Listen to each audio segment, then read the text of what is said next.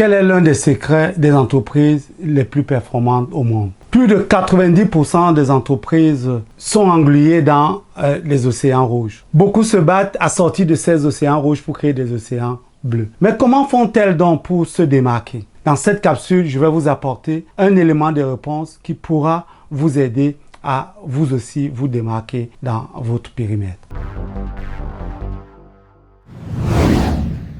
Bonjour mesdames, messieurs, bienvenue au débrief du Lean. Le débrief du Lean est votre capsule qui décrypte, analyse l'excellence opérationnelle à travers le monde. Si vous êtes nouveau dans cette chaîne, je vous invite à vous abonner, à partager massivement pour tous ceux qui ont de l'appétence pour l'excellence opérationnelle. Je suis Jean Sanama Moupele, consultant formateur, président de LEI. Aujourd'hui, nous allons dévoiler le secret des entreprises qui se portent très bien. Sans plus attendre, le secret, il est tout simple. Ces entreprises sont sorties du carcan du taylorisme, ont abandonné le mode traditionnel de management pour adopter le management visuel. Vous avez bien compris, nous allons aujourd'hui aborder la notion de management visuel. Quelle est son importance et quelles sont les étapes de mise en place de ce management visuel. Voilà le menu de cette capsule. Pourquoi faut-il mettre en place du management visuel? Avant d'attaquer les enjeux du management visuel, déterminons d'abord ce que c'est que le management visuel. C'est quoi le management visuel? Prenons d'abord le terme management. C'est quoi le management selon Fayol? Le management selon Fayol, le management est un ensemble d'activités, un ensemble de pratiques qui visent à anticiper, qui visent à planifier, qui visent à prévoir, anticiper, planifier, qui vise aussi à organiser son périmètre, organiser son équipe, donner des objectifs et qui vise aussi à commander, prendre des décisions. Le management aussi, c'est de coordonner et de contrôler. Brièvement, le management, c'est un ensemble d'activités qui visent à prévoir, organiser, commander, coordonner et contrôler. Ça, c'est la vision de Fayol. Les entreprises qui se démarquent actuellement sont celles-là qui ont donné le pouvoir au visuel pour venir suppléer le rôle qu'avaient ces managers. Donc, on parlera de management visuel. On donne donc un pouvoir managérial au visuel. Pourquoi? Avant de répondre à pourquoi, faisons un distinguo entre l'affichage et le management visuel. Pour faire la différence entre l'affichage et le management visuel, je vous donne deux images. Vous roulez sur une route et vous voyez inscrit sur une plaque ici le pont de Cheviré. Plus loin, vous voyez une autre plaque avec inscrit limitation de vitesse 50 km/h. Quelle est, selon vous, dites-moi en commentaire, quelle est la plaque qui émane du management visuel et l'autre plaque qui n'est qu'une information, qui n'est que de l'affichage? Eh bien, le management visuel se distingue de l'affichage en ce sens que lorsque vous avez vu ici pont de Cheviré, c'est une information unilatérale. Ça ne vous incite à rien. Par contre, lorsque vous voyez limitation de vitesse et plus loin, vous voyez un petit objet là qui va vous influencer. Vous voyez un petit objet plus loin. Dès que vous voyez 50 km/h, ça vous incite ici à prendre une décision. Prendre une décision et prendre une action. Vous allez donc rétrograder, vous allez diminuer votre vitesse, vous allez vous arrimer à ce management visuel. Donc, on a donné le pouvoir à ce visuel là de pouvoir nous amener à travailler en équipe, à respecter le standard. Donc, la différence est simple entre l'affichage et le management visuel. L'affichage vous donne juste une information. Par contre, le management visuel, vous communiquez avec cet affichage-là. Et donc, le management visuel, ce qu'il faut retenir, à chaque fois que vous voyez,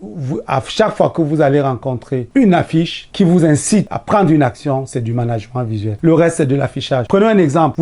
Vous roulez toujours. Je ne sais pas pourquoi je prends cet exemple de route. Eh bien, restons-y. Vous arrivez au feu. Lorsqu'il est rouge, qu'est-ce que vous faites? Vous prenez une action, vous vous arrêtez. Lorsqu'il est vert, vous repartez. Allons en entreprise. Vous avez un objectif. Il est vert, c'est que vous l'avez atteint. Il n'est pas vert, il y a un écart. Il est rouge, qu'est-ce que vous faites? Vous prenez une action. Alors, quels sont les bienfaits? Quels sont les enjeux? Quel est le but du management visuel? Le but du management visuel est d'abord de mettre en place un esprit d'équipe. Le management visuel va inciter ici un travail collaboratif, va amener les uns et les autres à s'entraider, à constater les difficultés qu'ont les uns et les autres à pouvoir amener la performance vers le haut. Le management visuel, c'est un outil d'aide à la décision. Eh bien, on l'a vu tout à l'heure avec le feu. Vous prenez la décision dès que le feu est rouge. Et c'est ainsi même en entreprise, le management visuel va ici vous apporter un élément de réponse et vous aider à prendre la décision. Il est vert, qu'est-ce que je fais? Il est rouge, qu'est-ce que je fais? Le management visuel est un outil d'évaluation de la performance. Oui, un outil d'évaluation de la performance. À chaque fois, à tout temps, je dois savoir quel est mon niveau de performance. J'ai pas besoin d'aller dans les bureaux. Donc, les entreprises qui se démarquent actuellement sont celles-là qui ont démocratisé les tableaux de bord. Les tableaux de bord ne sont plus l'affaire des bureaux, l'affaire des PC. PC, dans vos ordinateurs. Non, les tableaux de bord sont démocratisés et on les retrouve partout. On retrouvera donc partout les indicateurs de performance qui vont donner une jauge, qui vont déterminer soit vous êtes bon, soit vous n'êtes pas bon. Le management visuel va vous aider à détecter les problèmes et à les résoudre. Je m'en vais vous raconter une expérience que j'ai eue. Le directeur des opérations se plaignait du fait que les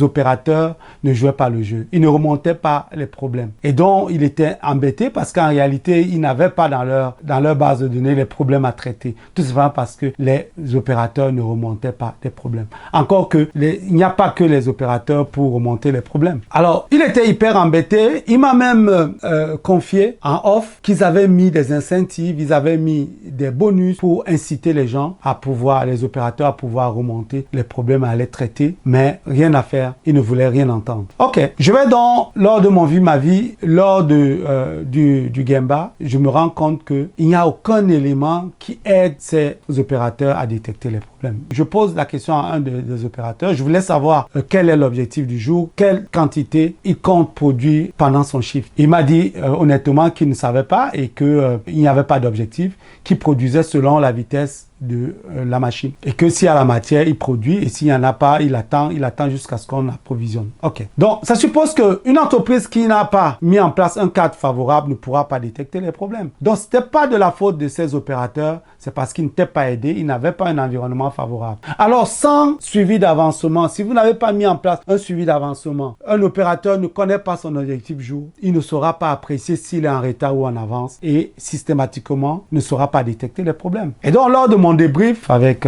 ces managers, je leur dis finalement j'ai trouvé sur la cause racine, au fait qu'ils n'arrivaient pas à remonter les problèmes. Les managers étaient soulagés de l'entendre quand je leur ai dit qu'ils n'ont pas d'outils, qu'ils ne sont pas aidés, qu'ils n'ont pas un environnement favorable à la détection des problèmes.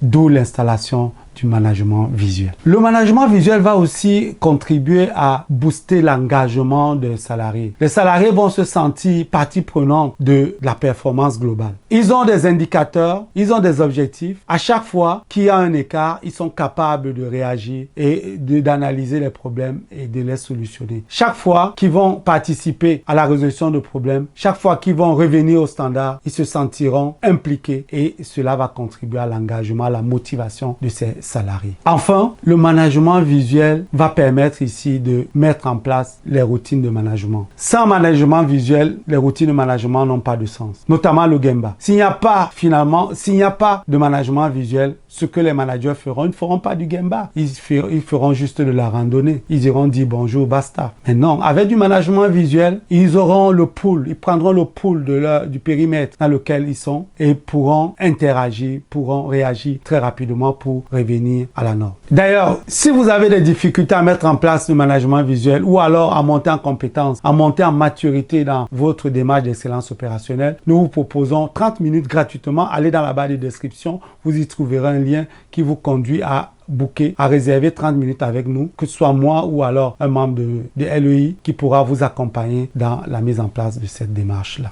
Comment mettre en place donc ce management visuel? Pour mettre en place le management visuel, la première des choses, c'est de créer d'abord un groupe de travail. Chers managers, ne restez pas dans vos bureaux et vous définissez le management visuel dans des périmètres qui ne sont pas les vôtres. Créez un groupe de travail. Après la création du groupe de travail, définissez le contexte, les objectifs, le but. Pourquoi est-ce que vous voulez mettre en place ce type de management visuel? Et lorsque vous aurez défini donc ces objectifs-là, prenez le temps de concevoir les outils, de concevoir les supports. Utilisez les supports qui sont d'abord disponibles et puis vous pouvez faire la commande. Il y a des entreprises spécialisées dans du management visuel qui pourront aussi vous aider. Par la suite, mettez en place ce management visuel. Implémentez ce que vous avez décidé en équipe et ensuite, prenez du temps pour tester. Ne mettez pas en place le management visuel, allez, basta, vous continuez, vous dites bon, c'est bon. C'est difficile de faire bon du premier coup, je le sais. Donc prenez le temps de corriger un certain temps et par la suite, ne corrigez pas éternellement. Par la suite, laissez vivre. Et enfin, accoler à ce management visuel des routines de management. Les Gemba qui sont structurés doivent s'accoler à ces routines de management